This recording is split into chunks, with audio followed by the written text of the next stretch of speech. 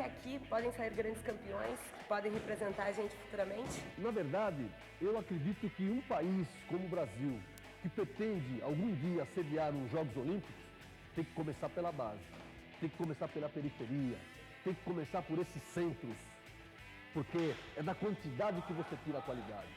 E aqui? E aqui do centro, eu espero que daqui mais uns 4 anos nós tenhamos algum atleta que saia daqui para trazer alguma medalha para nós. Também como um professor que nem esse aqui, medalhista, eu também quero uma aulinha, Servilho. E aí, vamos treinar? Vamos lá. Vambora!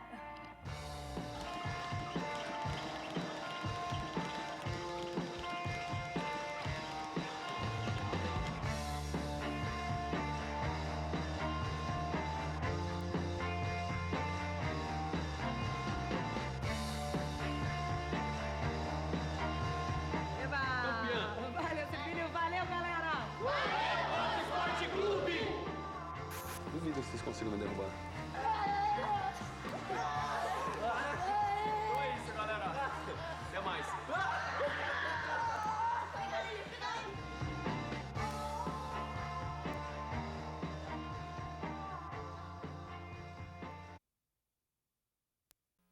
E a nossa conversa com Servilho de Oliveira está vivíssima para você, internauta do Mega Portal Terra. Ele que tem história para contar, uma história linda de vida, de carreira. Não temos nem espaço nesse instante para falar tudo o que queríamos com o nosso Servilho de Oliveira, mas que agora também está com projetos esportivos muito importantes, revelando talentos, tentando encontrar novos boxeadores. O garoto que chega hoje na academia, qual é o perfil dele? Aquele que venho para socar, né? Esquecendo às vezes que também vai apanhar. Qual é o perfil do garoto que busca praticar boxe hoje, Servilho? Olha, são vários perfis, não é? Mas a grande maioria, menino humilde, normalmente o pai é operariado, salariado, não é filho de um profissional liberal, normalmente não é, o cara é. E é menino humilde, e que chega lá e que começa o seu treininho e que se adapta bem e que a gente procura ensinar os bons caminhos para eles, porque eu tenho um trabalho hoje de inclusão social em São Mateus, que eu já disse várias vezes. Se eu conseguir fazer um medalhista olímpico lá, eu vou ficar muito feliz. Mas se eu não conseguir fazer um medalhista olímpico lá, eu vou ficar satisfeito de saber que ele é um cara que se deu bem na vida, que ele trilhou o melhor caminho da escola, que ele aprendeu a ser um bom filho, um bom amigo, um bom pai amanhã, um bom marido. Ele aprendeu que o direito dele começa onde termina, onde começa o do próximo. Eu acho que todas essas coisas o técnico tem que passar para essa meninada. E esse é o meu objetivo lá no meu trabalho. E tem conseguido? Tenho conseguido. Tem muitos meninos que chegaram lá arredios, não é? E hoje são amigos, entrosam.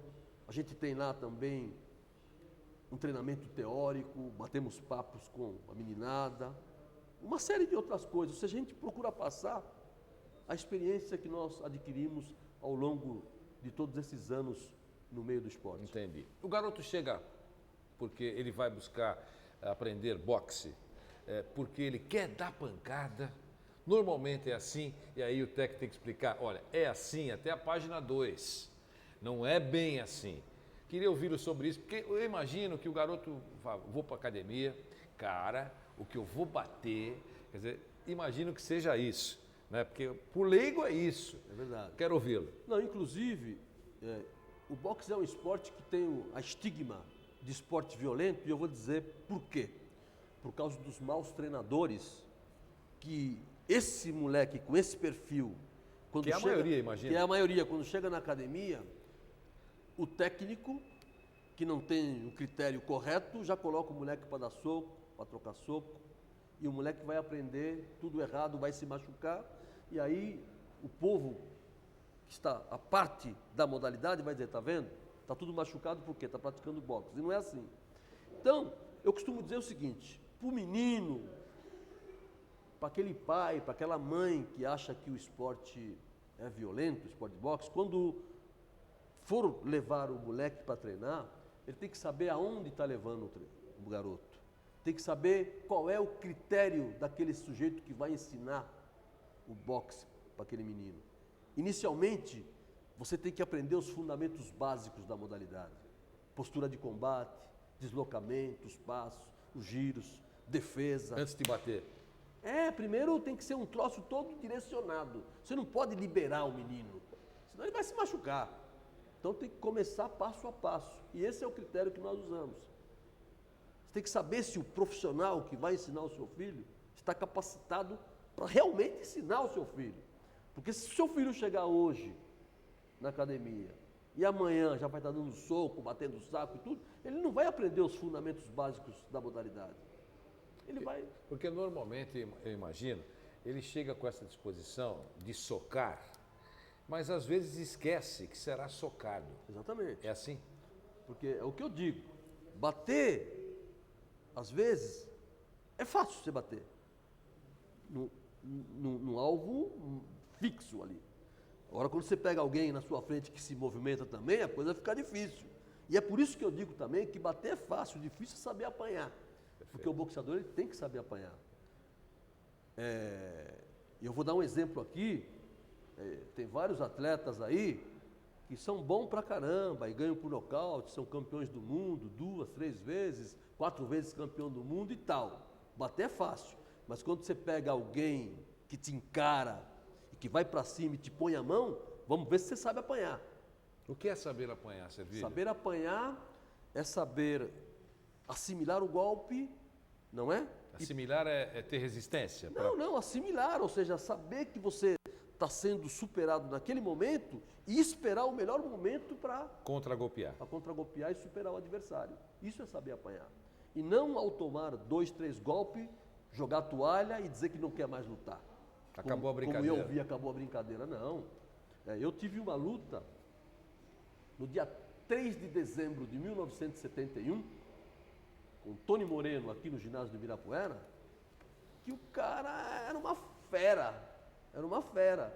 E eu resisti até o final, fui lá e ganhei do lutador. Então, boxe é isso, boxe não é só bater não, boxe também é saber apanhar e é aí que você vê se o cara realmente é o campeão de verdade. E é preciso também saber parar. E é preciso... Saímos do início de uma carreira que você está fazendo uma exposição absolutamente entendível e ótima de se ouvir, e vamos ao final. O momento da parada, dizem que se morre novamente. É verdade? O momento da parada... O momento que você tem que entregar as luvas, jogar a toalha, não luto mais. Quer dizer, é uma dor irreparável, precisa estar bem de cabeça para parar. Com você foi assim ou não? Olha, comigo... Quando você parou? Veja, eu tive 2 paradas. Eu tive a primeira parada, quando eu sofri um descolamento de retina e tive que parar, não é? Recebeu um soco? Não foi um soco, o treinamento, eu era categoria mosca e eu era muito forte. Eu ia para o pau e metia a mão nos meus adversários e os atletas da minha categoria não me resistiam muito. Então, o meu treinador punha adversários mais pesados para eu poder treinar mais à vontade. Com outro peso. Outro peso. E eu acho que isso é o que foi me abalando.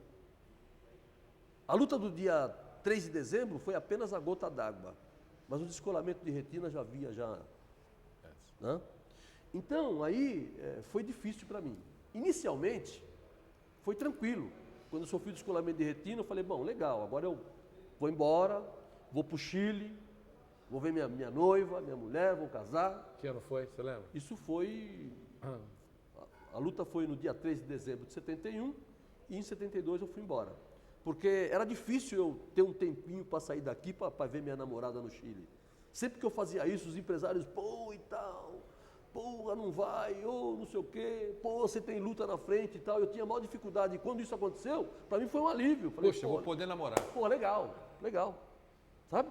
Pô, e quando chegou lá no Chile, se depois, logo em seguida, se eu não recebesse o apoio da minha sogra, do meu sogro, da minha mulher, se não nascesse meu filho logo em seguida, você fica, se você não tem... Pira. Você pira. Pira porque aí você já não pinta mais no jornal. Pira porque aí você já não tem mais os amigos que batem nas suas costas. Pira. Se você não tiver estrutura, você vai para a sarjeta. E eu não fui para a sarjeta, graças a Deus. Tive a estrutura familiar, estou aqui até hoje. Voltei do Chile em 1975, fiquei lá 3 anos e meio. Recebi novamente o apoio do Antônio Ângelo Carolo, meu treinador, o homem que já foi em 5 Olimpíadas. Hoje está muito velhinho, mas, na minha opinião, é o melhor treinador que esse país já teve. Antônio Ângelo Carolo. Me apoiou, me recebeu de novo e eu voltei a boxear novamente. Ganhei 5 lutas e quando eu fui ao Chile disputar o latino-americano, tentar reconquistar um título que era meu, os organizadores se apegaram ao regulamento que diz que todo boxeador com menos de 4ª divisão em uma das vistas não pode lutar, dizendo proteger a minha integridade física, mas no fundo eles estavam protegendo a integridade física do chileno, porque ele não ia ganhar de mim de jeito nenhum aquela luta. Nem no enxergando totalmente. Não. Eu ganhei 5 lutas e ganhei as 5 lutas de adversários categorizados. Eu tinha potencial. Eu estava lutando. Você estava se superando. E eu estava me superando e eu podia chegar lá. Foi outro baque que eu tive, mas superei, sendo auxiliar técnico, coordenador técnico, empresário e fiz do campeão do mundo. Então eu me sinto muito feliz. Quando você ficou sabendo exatamente nesse instante, vim aqui informar você que você está fora. Você ganhou 5 combates, você se preparava para continuar vivo na competição, e aí alguém, imagina alguém, não importa quem, não sei quem, chegou e falou, Servilho, vim contar um negócio para você. Você está fora. Foi difícil para mim, isso foi lá no Chile.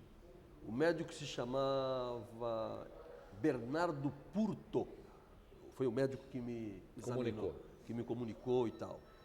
E eu fiquei muito triste, em primeiro lugar porque a maior frustração que eu tive em toda a minha carreira foi não realizar aquela luta, porque seria a oportunidade de eu conquistar o título na casa dos meus filhos, na casa da minha mulher, ou seja, no país que é a minha segunda pátria, o Chile. E eu ia poder demonstrar que eu realmente tinha potencial para ganhar o título e para continuar lutando. Foi uma frustração. E também a bolsa que eu deixei de ganhar, né? Não era lá uma tremenda bolsa, mas ia me ajudar sem dúvida nenhuma.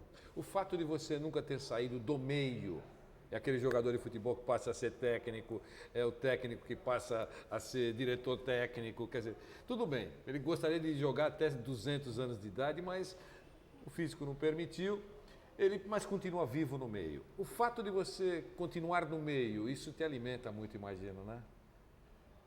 Olha, sem dúvida, o fato de continuar no meio é legal porque você tem a experiência de poder estar passando as suas experiências, não é?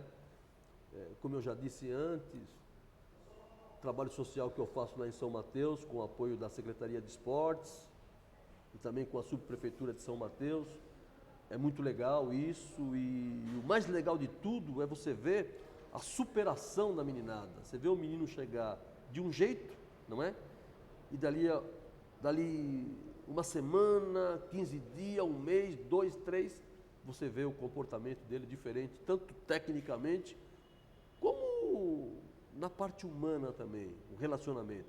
Isso me conforta bastante. Servilho, é possível em poucos dias perceber com a sua visão de técnico, de especialista, aquele garoto que tem jeito para coisa, e que vai, e aquele que você tem que chegar nele e falar assim, ó, foi bom, tudo bem, mas procura outra coisa. Aqui não vai dar para você vai perder tempo, não é legal. Como é que como são esses dois lados? Olha, na verdade, todo técnico, né, todo treinador, ele tem um certo olho clínico, pelo jeito do menino. O técnico, ao ver o menino caminhar, ao ver o menino tocar a bola, ele já percebe que o cara vai ser um craque. No boxe é a mesma coisa. No boxe é a mesma coisa. Você percebe a postura do menino, o comportamento do menino, você fala, pô, esse cara vai ser um grande campeão. Tem o outro que não tem lá grandes possibilidades, mas no esporte é possível você trabalhar e você conseguir incutir alguma coisa nesse menino. De repente o cara não vai ser um grande lutador, um grande boxeador de ponta, mas é possível que ele faça, não para ser um medalhista, mas sim para ter uma melhor qualidade de vida, para ter uma boa saúde, porque você sabe que o esporte é fundamental na vida de qualquer cidadão. Mas teve casos em que você disse claramente, olha, procura uma outra modalidade esportiva, boxe não vai dar para você. Teve. E aí a família do garoto dispensado disse, seu Servílio, de boxe não entende nada, porque ele é muito bom. Porque você sabe que para todo garoto é Pelé para o pai. Né? É verdade, eu sei, é verdade. Eu quero que você fale sobre Não, isso. mas veja, no boxe isso não acontece, sabe por quê? Porque se o cara insistir muito, ele mesmo vai se dar conta Que não dá para que ele. não dá para ele. Porque no treinamento ele vai se sentir sempre superado, ele nunca vai conseguir superar ninguém. E ele mesmo vai perceber e não é necessário você chegar nele. No boxe, dificilmente, isso nunca aconteceu comigo. De ter que chegar no menino e dizer, olha, vá para outra modalidade, mas lá no meu local de trabalho, lá onde eu estou fazendo esse trabalho de inclusão social, além do boxe lá, eu quero colocar também handball, quero colocar voleibol, futsal, não é? Por quê? Porque lá é um local de 5.094 metros que eu tenho, tem quadra esportiva e tal, e eu acho que eu vou fazer um grande trabalho. E algum dia eu quero que vocês dêem um pulinho até lá para conhecer o espaço que eu tenho. E quem quiser ajudá-lo deve fazer o quê? Patrocinador, óbvio. Olha, sem dúvida nenhuma, e hoje em dia, com essa lei de incentivo ao esporte, que o esporte ficou com 1%, em câmbio, a cultura tem 4% e o esporte ficou com 1%, mas eu acredito que esse 1% vai ajudar bastante. Esse 1%, você sabe como é que funciona, o governo federal, esse é o dinheiro que as empresas têm que pagar para o governo, e o governo federal simplesmente ele renuncia esse 1% em benefício de alguma instituição. Quer dizer, a empresa não tem nada a perder, muito pelo contrário, só tem a ganhar, porque ela vai ter o nome dela vinculado àquele projeto, que é um projeto de inclusão social e que só vai